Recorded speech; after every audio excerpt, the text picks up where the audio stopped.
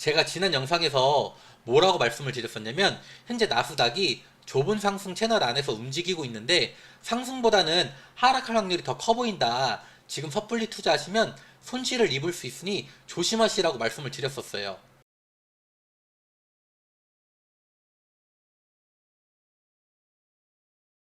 안녕하세요 구독자 여러분, 유튜버 깡락입니다. 깡깡. 여러분, 이번 영상에서는 여러분들이 최소한 투자를 하고 계시다면 매일매일 이런 내용들은 꼭 한번 체크를 해보시라는 의미로 준비를 했고요.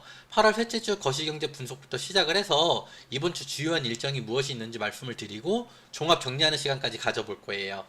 첫 번째로 나스닥 차트를 가지고 왔는데요. 제가 지난 영상에서 뭐라고 말씀을 드렸었냐면 현재 나스닥이 좁은 상승 채널 안에서 움직이고 있는데 상승보다는 하락할 확률이 더 커 보인다. 지금 섣불리 투자하시면 손실을 입을 수 있으니 조심하시라고 말씀을 드렸었어요. 지금 나스닥을 보시면 제가 말씀드린 이후 하락하고 있는 상황이에요.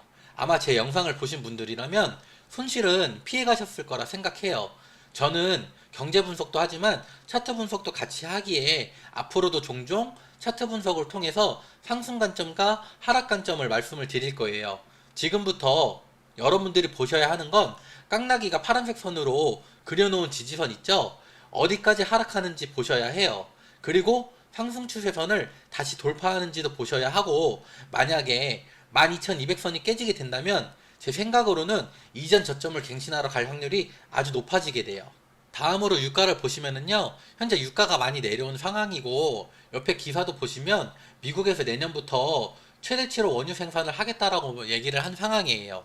하지만 이번에 사우디아라비아에서 악재 소식이 하나 들려왔죠. 그 악재 소식이 뭐냐면은 현재 경기가 둔화되고 있고 수요가 감소하고 있어서 원유를 감산할 예정이다. 원유 감산을 검토하겠다라고 요번에 얘기를 했어요. 그래서 여러분들이 지금 보셔야 하는 건 이 유가가 내려가는 것도 좋지만 현재 경기가 얼마나 안 좋아지고 있는지, 그리고 실질적으로 사우디아라비아나 다른 오펙 기구에서 원유를 감산할 것인지, 이런 내용들을 좀 더 챙겨보셔야 하는 상황이에요. 두 번째로는 금리인데요. 현재 미국 중앙은행 기준금리가 2.5%인데 시장에서는 어떻게 반응을 하고 있는지 아세요? 인플레이션이나 기대 인플레이션이 낮아지고 있으니까 내년부터 다시 연준에서 금리를 인하하지 않을까라고 예측을 하고 있어요. 그러한 기대 심리로 인해서 증시도 생각보다 많이 오른 상황이고요. 그게 가능했던 것은 연준의 포워드 가이던스가 있었기 때문이에요. 갑작스럽게 금리를 올리면 시장에 충격을 줄 수도 있겠다라고 판단한 연준은 그동안 앞으로 우리가 금리를 여기까지 올릴 거야, 우리 이렇게 할 거야 라고 예고편처럼 시장에 미리 알려줬었단 말이죠. 그런데 포워드 가이던스가 너무 투명하게 제공되다 보니까 시장에서는 오히려 내년 금리에 대해 예측까지 하고 있는 상황인 거예요. 그래서 제 생각에는 앞으로 연준이 포워드 가이던스를 제공하지 않을 확률이 크다고 생각을 하고, 매파적인 발언들을 통해서 시장의 기대나 예측을 잠재우려고 노력할 거라 생각해요. 왜냐하면 연준은 경기 둔화나 침체가 오더라도 인플레이션만큼은 반드시 잡겠다라는 의지가 강하기 때문이에요. 금리 관련 뉴스는 수시로 챙겨보시는 게 좋아요. 다음은 달러 인덱스인데요. 제가 여러분들께 그동안 숱하게 뭐라고 말씀을 드렸었나요? 이 달러 인덱스가 100 이하로 떨어지고 유지가 되어야 한다라고 말씀을 드렸었는데 현재 달러 인덱스가 다시 오르고 있는 상황이고, 달러가 계속 강세를 보이는 거는 결코 좋지가 않아요. 달러가 강세를 보이면 어떠한 부작용들이 있냐면요, 기축통화가 달러이다 보니 모든 거래가 대부분 달러로 이루어져요. 신흥국이나 부채가 심한 일부 국가들의 경우 갚아야 하는 빚이 늘어나는 상황이 되는 거고요. 그만큼 경제에 악영향을 끼치게 해요. 그리고 미국 입장에서도 자국 환율이 너무 높으면 수출 경쟁력도 잃게 되면서 미국 경제에도 결코 좋은 일이 아니에요. 달러가 강세를 보이다 보니 구매자 입장에서는 더 비싼 돈을 주고 구매를 하게 되는 거고, 제품이 비싸다는 것은 그만큼 가격 경쟁력을 잃게 되는 거고, 판매 감소까지 이어지기 때문이에요. 여러분들도 매일 달러 인덱스를 체크해 보셔야 합니다. 다음은 곡물인데요. 현재 곡물 가격이 우크라이나에서 곡물 수출을 재개함에 따라서 많이 내려온 상황이죠. 앞으로 이 곡물 가격이 어떻게 되는지, 우크라이나 곡물 수출은 어떻게 되는지 이 부분도 잘 체크를 해보셔야 합니다. 다음은 전쟁인데요. 현재 전쟁이 끝날 기미가 보이지 않죠. 이 전쟁이 언제 끝나는지, 언제 휴전하는지 이런 내용들을 잘 체크를 해보시고요. 그 다음 여섯 번째는 현재 가장 중요한 기후 문제가 있어요. 전 세계적으로 가뭄이라든지 홍수라든지 산불이라든지 여러 가지 기후 문제들이 동시다발적으로 발생을 하고 있는 상황이에요. 이 기후 문제가 발생을 하면은 무엇이 문제가 되냐면은 첫 번째로 가뭄이 생기면은 이 농작물들을 재배를 할 수 없다 보니까 곡물 가격이 다시 큰 폭으로 상승할 위험이 있어요. 또한 가뭄이라든지 홍수 같은 자연재해는 이 경제에 극심한 피해를 주기 때문에 앞으로 또 다른 나라에서 어떠한 기후 문제가 발생을 하는지 아니면 기후 문제가 발생을 했지만 어떻게 개선이 되고 있는지 어떠한 방법을 통해서 이것을 해결하려고 노력을 하고 있는지 그런 것들도 잘 챙겨 보셔야 합니다. 다음은 부동산인데요. 제가 그동안 영상에서 매번 언급했었던 내용들이에요. 부동산이 하락을 하면은 경제가 더 안 좋아집니다. 부동산 하락이 곧 다가올 겁니다. 이런 얘기를 많이 드렸었는데 현재 부동산 미국 주택 착공 건수를 보시면은 큰 폭으로 감소를 하고 있어요. 그만큼 수요가 없다는 거거든요. 부동산이 하락을 하면은 투자 시장에 아주 더 큰 타격을 한 번 더 입히게 될 가능성이 높고요. 옆에 뉴스를 보시면 현재 미국 모기지 업체들이 파산하기 시작했다고 합니다.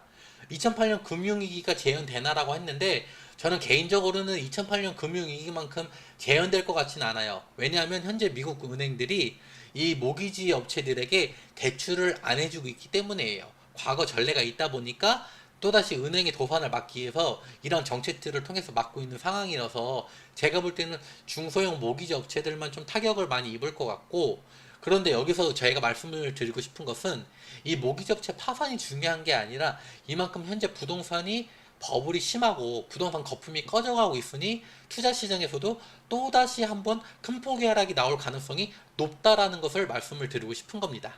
다음은 기타 내용을 가지고 와봤는데요. 현재 이란이 핵합의를 진행 중에 있죠. 우리가 이 핵합의에 기대하고 있는 게 무엇일까요? 핵합의를 통해서 이란이 원유 수출을 재개를 함에 따라서 원유 가격을 안정화시켜 주기를 우리가 기대를 하고 있는 거예요. 그래서 저도 이 핵합의가 얼른 빨리 합의가 이루어졌으면 좋겠고요. 다음은 중국 경기에 대한 기사를 가지고 와봤는데요. 여러분 그거 아시나요? 중국의 경기 부양책은 그동안 부동산을 통해 이루어졌어요.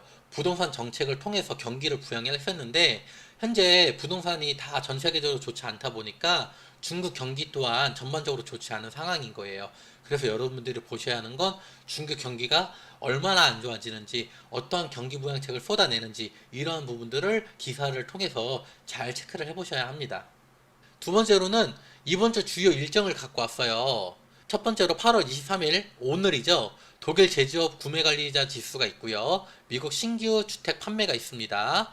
8월 24일은 미국 원유 재고 발표가 있고요. 엔비디아의 실적 발표가 있습니다. 개인적으로는 현재 코인 시장이 좋지 않다 보니까 이 코인을 채굴하는 그래픽 카드가 덜 팔리면서 엔비디아의 실적이 안 좋지 않을까라고 생각을 하고 있고요. 8월 25일에는 독일 GDP 발표가 있고 미국 2분기 GDP 발표, 그 다음 미국 신규 실업수당 청구 건수가 발표되고요. 잭슨홀 미팅이 시작이 됩니다. 8월 26일 금요일에는 미국 근원 PC 발표가 있는데요. 미국 연준에서 CPI보다 더욱 중요시하게 보는 지표가 이 PC라고 그랬어요. 그래서 이 PC 발표가 어떻게 나오는지 잘 보셔야 하고요. 미시간대 소비자 기대지수, 그 다음에 소비자 심리지수가 발표가 되고 잭슨홀 미팅에 파월 의장 연설이 있습니다. 그래서 저는 여기서 빨간색으로 중요한 부분만 표시를 했는데요. 오늘 8월 23일 화요일은 미국 신규 주택 판매 건수, 내일은 엔비디아 실적 발표, 그 다음 목요일에는 미국 2분기 GDP 발표가 있고 8월 26일에는 전반적으로 다 중요한 내용들이니까 꼭 한번 챙겨보시는 것을 추천드립니다. 마지막 세 번째죠. 종합정리인데요.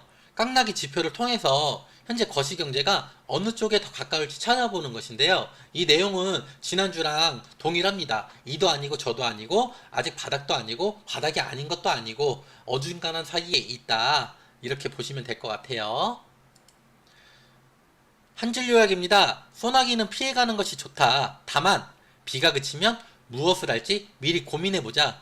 현재 투자시장에 새로운 상승 동력이 간절한 상황이에요.